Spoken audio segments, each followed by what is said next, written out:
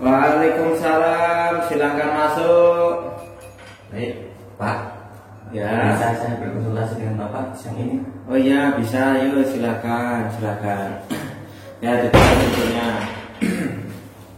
Ya, silakan duduk. Ya. Maaf Pak, saya sebelumnya mengganggu waktunya Bapak. Oh ya, tidak apa-apa. Nah, bagaimana dengan kabarmu hari ini, Nak? Alhamdulillah baik Pak.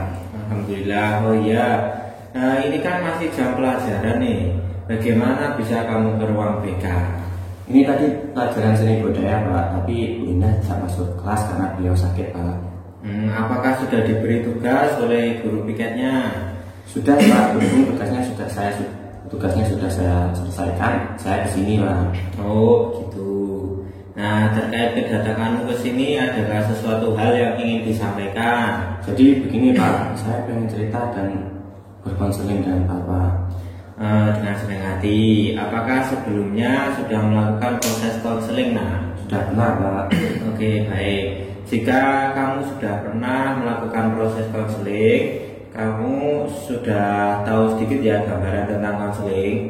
Bagaimana jika saya sedikit menjelaskan kembali tentang konseling dan kita sepakati waktunya ya, Nak? Iya Pak, nggak masalah. Oke, baiklah. Jadi konseling merupakan kebutuhan bantuan profesional ya yang diberikan konselor atau bapak kepada konseli, yaitu kamu. Dimana konseli ini dituntut untuk lebih aktif menyelesaikan masalahnya dengan bantuan strategi yang diberikan konselor. Kalau konseling ini dilandasi oleh asas-asas seperti asas kerahasiaan, asas kesukarelaan, keahlian, kemandirian, dan masih banyak lagi. Di mana asas kerahasiaan ini menjamin semua data-data atau informasi yang terkait dengan masalah kamu. Jadi kamu tidak perlu ragu untuk menyampaikan segala informasi yang mungkin dapat membantu memecahkan masalah ini. Nah, sampai di sini apakah sudah dipahami atau mungkin ada yang ingin ditanyakan? Alhamdulillah saya lebih paham dengan penjelasan Bapak. Oke, pertemuan kita ini dibatasi oleh waktu ya. Kita akan melakukan pertemuan dengan menggunakan waktu kurang lebih 30 menit. Dengan waktu singkat ini, maka sebaiknya benar-benar dimanfaatkan waktu yang ada. Nah, jika ada pertemuan ini masalahmu belum terselesaikan, maka kita akan adakan perjanjian lagi. Oke? Iya Pak, setuju. Apakah kamu siap melakukan proses konseling? Siap Pak. Oke, baik. Sekarang kamu ceritakan apa permasalahanmu. Begini Pak, sekarang kan saya sudah tidak tinggal di Madiun. Oke. Sekarang saya tinggalnya di Magetan, di rumah kakek dan nenek saya, karena orang tua saya harus merawat nenek saya yang sedang sakit di Madiun.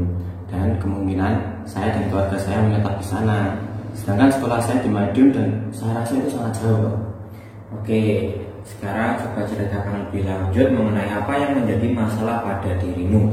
Saya kasihan dengan ayah saya Pak, yang setiap hari harus antar jemput saya ke sekolah. Ayah sering warawiri untuk ke kantor yang juga di Madiun. Selain itu, ayah saya juga punya usaha warung di Madiun. Setelah kerja, ayah pulang ke Magetan, kemudian kadang balik lagi ke Madiun untuk urusan warung. Setelah itu harus jemput saya di sekolah dan mengantar pulang saya ke Magetan. Kadang ayah saya harus balik lagi ke warung karena memang ada urusan yang belum selesai Pak. Oke, baik, saya paham. Kamu tadi mengatakan bahwa kamu kasihan melihat ayah kamu yang sering wirawiri Magetan sampai Madiun untuk antar jemput kerja serta mengurus warung di Madiun ya? Iya Pak. Nah, sekarang apakah kamu sudah punya gambaran apa yang harus kamu lakukan dengan perasaan kamu yang sekarang ini? Saya sebenarnya punya unek-unek Pak yang mau saya sampaikan, tapi saya masih bingung Pak. Oke, Bapak paham dengan perasaan kamu. Sekarang coba kamu tarik nafas panjang dan hembuskan secara perlahan. Oke. Setelah itu coba kamu ceritakan apa unek-unek kamu dan apa yang membuat kamu bingung. Jadi saya sempat berpikir begini Pak, apakah saya harus pindah ke sekolah di Magetan atau saya harus naik motor sendiri ke sekolah. Dan yang buat saya bingung itu Pak, adalah saya tahu orang tua saya itu pasti tidak mengizinkan saya naik motor sendiri ke sekolah. Oke, tadi kamu bilang kamu ingin pindah sekolah ya, atau kamu naik motor sendiri ke Madiun, dan kamu tahu jika kamu naik motor sendiri ke Madiun kan kamu tidak diizinkan. Nah, sekarang bagaimana pendapatmu apabila kamu pindah sekolah? Coba ceritakan. Nah, itu loh Pak yang buat saya kembali bingung Pak. Saya mau pindah ke Magetan, tapi karena saya sekolah di MTS, secara otomatis saya harus pindah juga ke MTS. Sedangkan teman-teman di sana semuanya sekolahnya di SMP. Saya nggak mau Pak kalau nggak mau, saya nggak mau kalau nggak ada temennya Pak. Tapi kalau saya pindah ke SMP, saya juga harus adaptasi lagi dengan pelajaran yang kemungkinan berbeda. Apabila saya beradaptasi, maka mungkin butuh waktu yang agak lama Pak. Padahal sekarang saya sudah kelas 2 semester 2 Pak. Siap-siap. Oh ya. Bapak memahami apa yang kamu maksudkan ini. Sepertinya kamu merasa kesulitan dalam mengambil sebuah keputusan ya. Iya Pak, betul, saya sangat bingung Pak. Dengan semua unek-unekmu tadi itu kan terkait dengan orang tuamu. Apakah kamu sudah menceritakan kepada mereka dan bagaimana tanggapan orang tua kamu? Selama ini saya belum bicara sama orang tua saya Pak, karena saya sendiri pun masih bingung dengan apa yang saya hadapi Pak.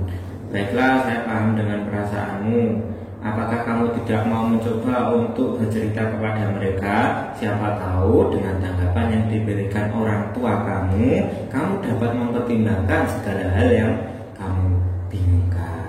Mungkin akan segera saya coba Pak, tapi untuk sekarang saya masih belum berani Pak, karena mungkin inilah sesuatu yang bukan remeh Pak. Bagus, nah mungkin kamu sudah berpikir panjang dan punya gambaran tentang apa yang harus kamu lakukan. Jauh ini bagaimana perasaanmu? Alhamdulillah Pak, saya lebih rileks dan lega bisa bercerita dengan Bapak. Nah, untuk proses selanjutnya Bapak ingin menjelaskan kepada kamu tentang strategi kursi kosong. Strategi ini bisa kamu pelajari di rumah. Strategi ini bisa digunakan untuk mengatasi konflik termasuk masalah kamu. Baik Pak, bagaimana caranya Pak? Strategi kursi kosong ini merupakan strategi dialog antara kamu dengan ayah kamu. Disebut kursi kosong karena dialog itu kamu lakukan dengan cara berhadapan dengan kursi yang kosong, dan menghadap kursi tersebut adalah ayah kamu. Jadi seolah-olah kamu sedang berbicara dengan ayah kamu. Namun setiap pertanyaan yang kamu ajukan akan kamu jawab sendiri dengan kemungkinan tanggapan dari ayahmu. Sampai di sini mungkin ada yang ditanyakan. Jadi saya ngomong sendiri gitu ya Pak? Saya yang tanya dan saya juga yang jawab Pak? Betul sekali. Nah, jadi kamu yang bertanya dengan kursi kosong. Nah, dengan pertanyaanmu itu kamu harus memikirkan kira-kira jawaban seperti apa yang akan ayahmu katakan, tapi itu kamu jawab sendiri. Bagaimana? Sudah paham? Alhamdulillah sudah paham Pak. Baik, nah sekarang karena pertemuan hari ini terbatas waktu, sementara ini dulu yang kita bicarakan dan dapat dilanjutkan lain waktu setelah kamu berlatih strategi kursi kosong tadi. Baik Pak, kalau begitu saya izin kembali ke kelas ya Pak. Oke, silakan. Semoga berhasil ya. Assalamualaikum Pak. Waalaikumsalam. A few moments later. Permisi Pak. Oh iya, bagaimana kabar kamu? Yo, silakan duduk. Oke. Ini nah ya, bagaimana kabar kamu hari ini? Alhamdulillah baik Pak. Oke. Bagaimana ini apakah kamu sudah mencoba strategi yang Bapak berikan kemarin? Coba sekarang ceritakan. Alhamdulillah Pak, saya mencoba menerapkan strategi dari Bapak dan saya juga merasa sedikit lega Pak. Dan akhirnya saya berani untuk menyampaikan segala keluh kesah saya kepada orang tua saya Pak. Oke, tadi kamu mengatakan bahwa kamu sedikit lega telah menyampaikan unek-unek kamu, namun kamu masih terlihat gelisah ya. Apakah ada hal yang masih mengganjal nih? Coba ceritakan lagi sama Pak. Jadi begini Pak, kemarin kan saya bingung. Saya kasihan dengan ayah saya yang harus wirawiri, tapi juga saya enggan kalau saya harus pindah sekolah. Nah setelah itu mulai banyak sekali pembahasan dengan ayah dan ibu saya.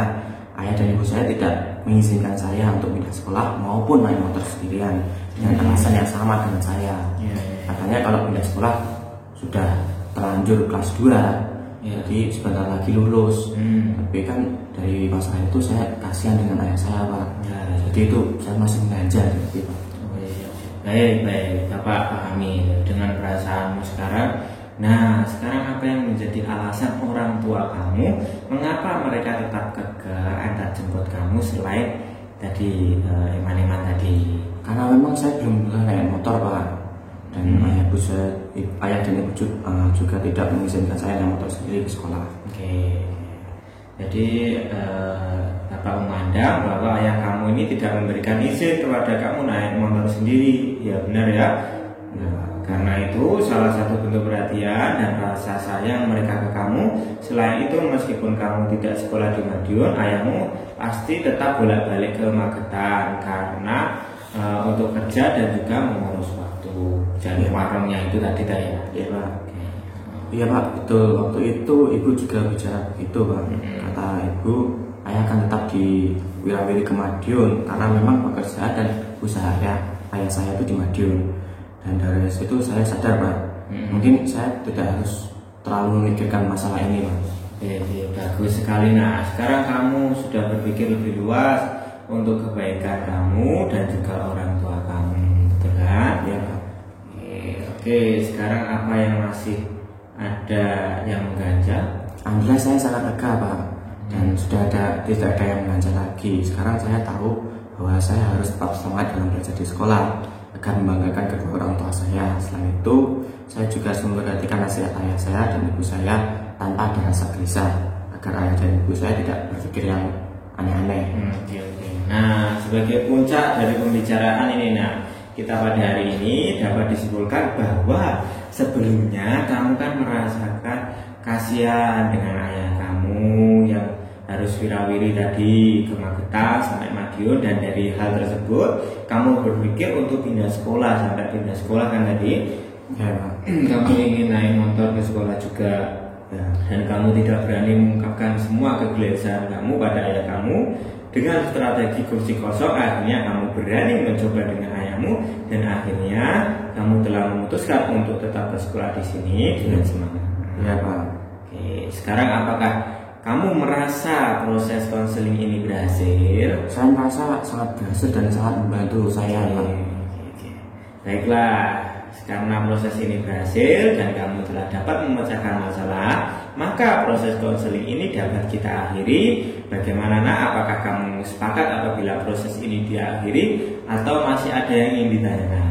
Sudah cukup Pak, dari sini saya bisa lebih lega dari masalah saya.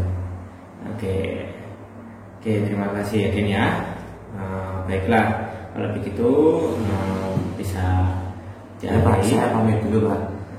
Ya. Terima kasih atas bantuannya Pak. Assalamualaikum.